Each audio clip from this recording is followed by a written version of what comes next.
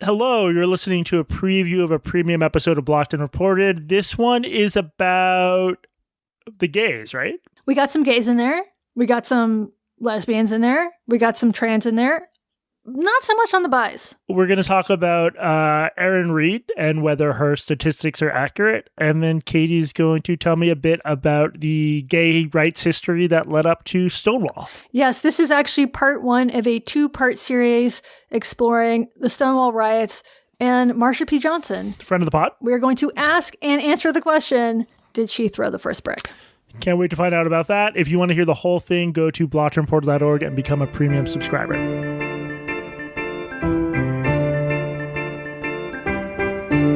Jesse, I am extremely surprised to report to you that our listeners really, really liked the new theme song. Yeah, which is not a new theme song. It's a original take on the unlicensed music we use for our theme song.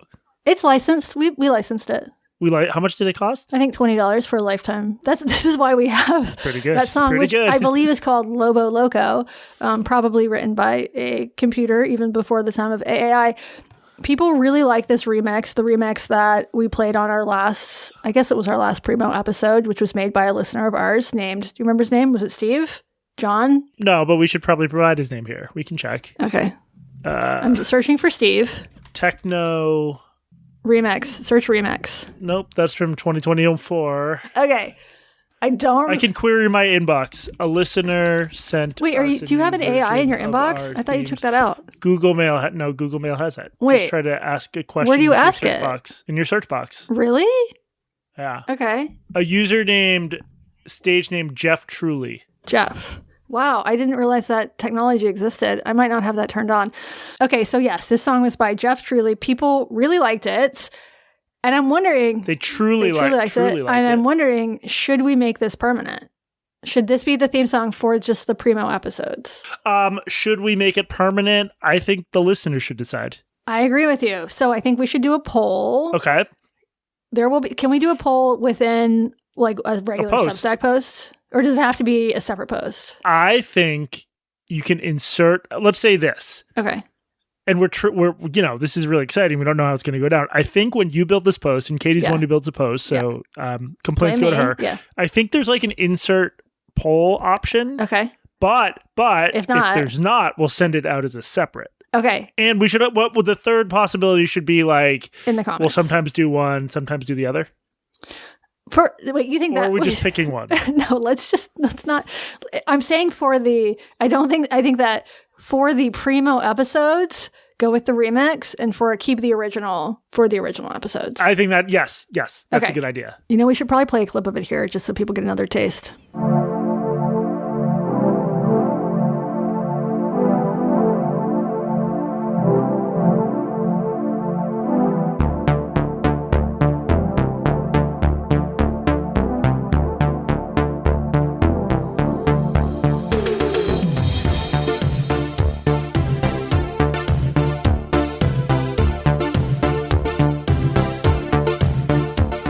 All right, so check the show notes. There might be a poll. There might not be a poll. If not, stand by.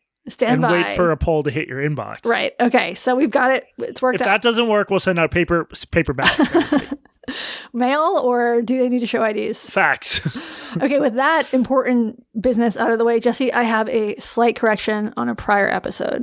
What's that? Okay. It's not actually a correction. This is one of these non-correction corrections. So when talking about... I don't remember what episode this was on. Maybe this was our last Primo. Maybe not. When discussing a bar in Seattle called Pony, a gay bar, I said that Pony had paper mache dicks hanging from the ceiling. And I said a lesbian bar would never do that. You're never going to walk into a lesbian bar and see like Georgia O'Keeffe vages hanging from the ceiling. Not going to happen. I think that part is true. Not correcting that. A couple listeners sent me photos of Pony recently, which I have not been to recently. As I said, I stopped going there around the time that someone put my picture in a urinal. I don't know why. Do you think I should have kept going? Yeah. I probably should have peed on it myself. There are now... Actually, I'll just forward this to you. Jesse, describe this. There's at least one paper mache. So the zoomed out version, you do see at least two paper mache dicks. It's sort of a fine, see how many dicks you can find. Yeah, it's like a Where's Waldo of dicks. Picture like for a little kid. Yeah. But hovering above them and larger than them is what appears to be, based on photos I've seen on the internet elsewhere, this appears to be a vagina, actually, not a penis. I think that's actually a vulva. Well, you know what I mean. Yeah. Okay. So that whole situation down there. So Pony has, in addition to the paper mache dicks, they do have a vulva hanging from the ceiling. I don't want to get that wrong. There is a vulva hanging from the ceiling at Pony. Journalistic accountability is important, and I'm glad we've made this correction. Yes. All right, Jesse. It is the tail end of Pride Month. How did you celebrate this year? Honestly, I worked on my book. I'd say that counts. Yeah, during Pride, I worked on it. How'd you celebrate? You seem like a huge Pride goer these days. Oh, huge. Yeah, I did the same thing I do every year. I take all my rainbow headbands, the big Progress Pride flag that I hang outside my house. I take every harness, all my sawball gloves, the dog. I put it in a big pile and I burn it. You burn the dog? I burn all of it, yeah. No, I don't celebrate Pride. I'm not proud. I'm ashamed. We did have a fair amount of LGBT content on this show, though. We did Dyke Drama. That was our L's. We did the Patagonia and HelloFresh story. That was the G's. We debated the B's with Phoebe Maltzboby. And today we're going to be focusing mostly on the T's, although there are a few L's and G's in here as well. This is actually going to be a two-parter. This one is going to be looking at the Stonewall Riots and the mythology of Marsha P. Johnson. We're going to start that episode today and finish it on the next Primo. You say the mythology of Marsha P. Johnson. I do. Is that a spoiler? I'm just confused. My understanding is that she was a trans black woman who was threw the first brick at Stonewall, and that these were all established historical facts. Are you suggesting that that's not the case? I just don't want to spoil it for you. Okay, no spoilers. Spoilers. Before we get to any of this, I have a couple of amuse douches for you. Nice. So, Jesse, there's not much of a story arc here, but I wanted to mention that there's been this ongoing drama between two dueling lesbian history accounts on Instagram that's been very fun to watch, at least for me.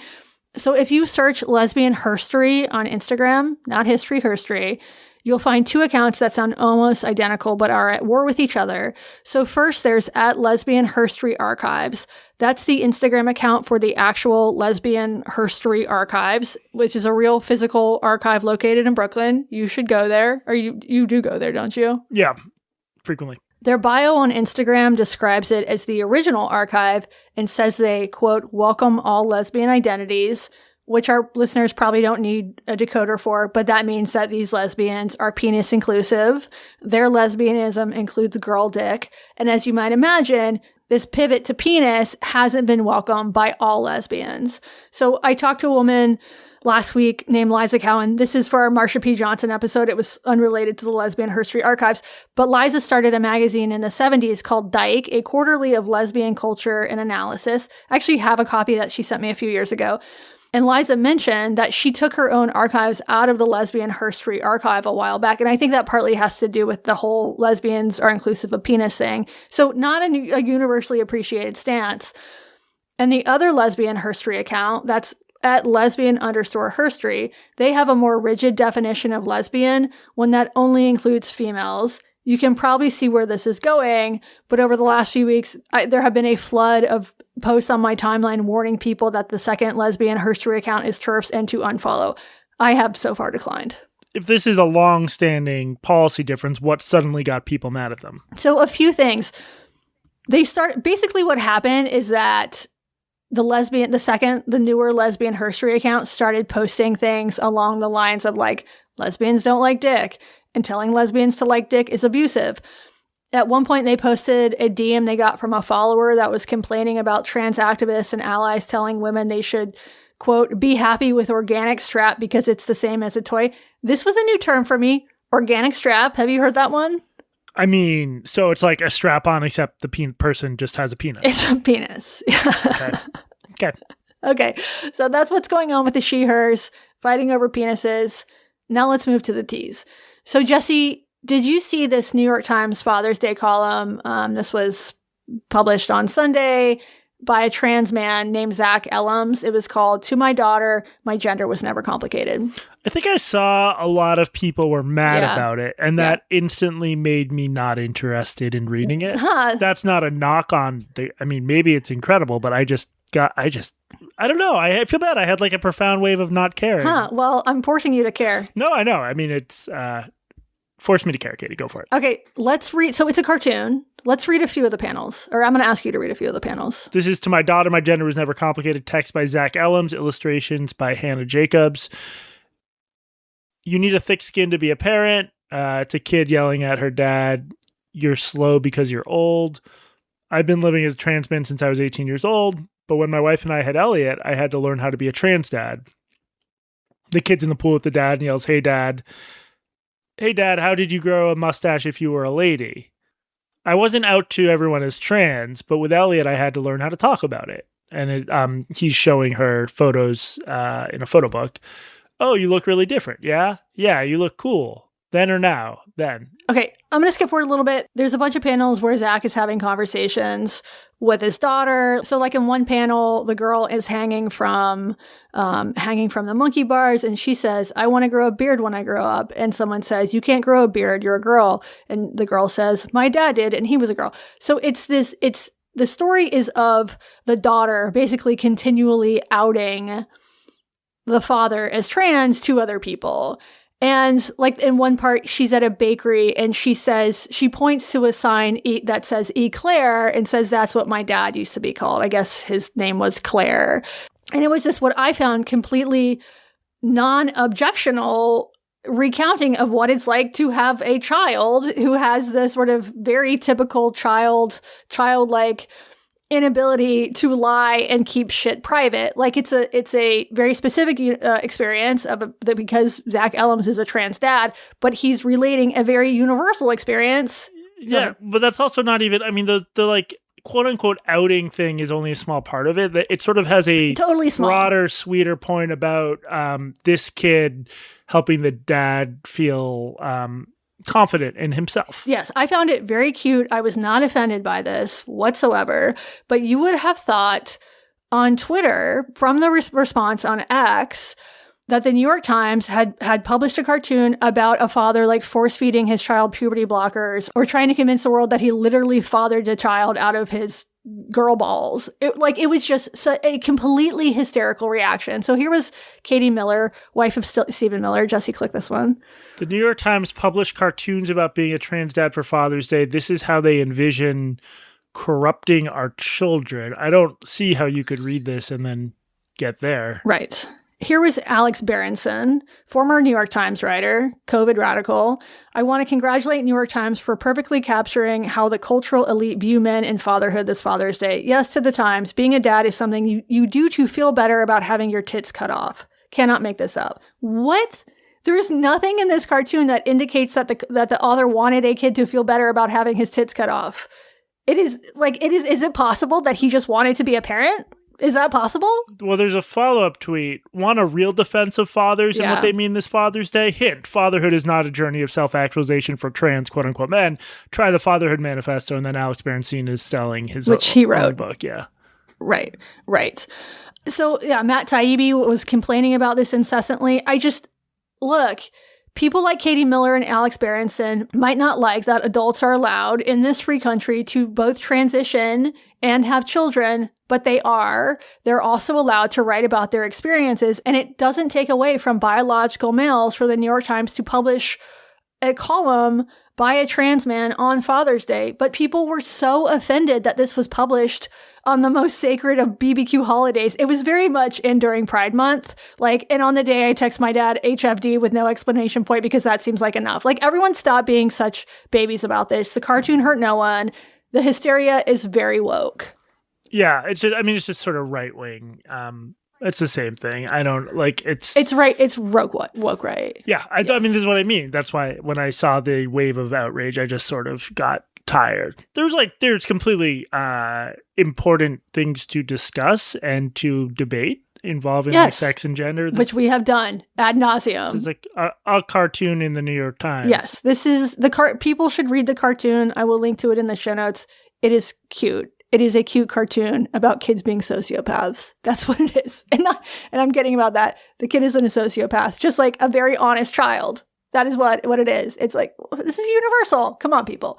Anyway, so that was my defense of the trans experience. Before you unsubscribe, I've got a story out of Seattle, which is, of course, a sanctuary city for the quilt bag community. As we all know, there's an ongoing trans genocide, literally, in red states, and apparently also Chicago. Learned that one this week.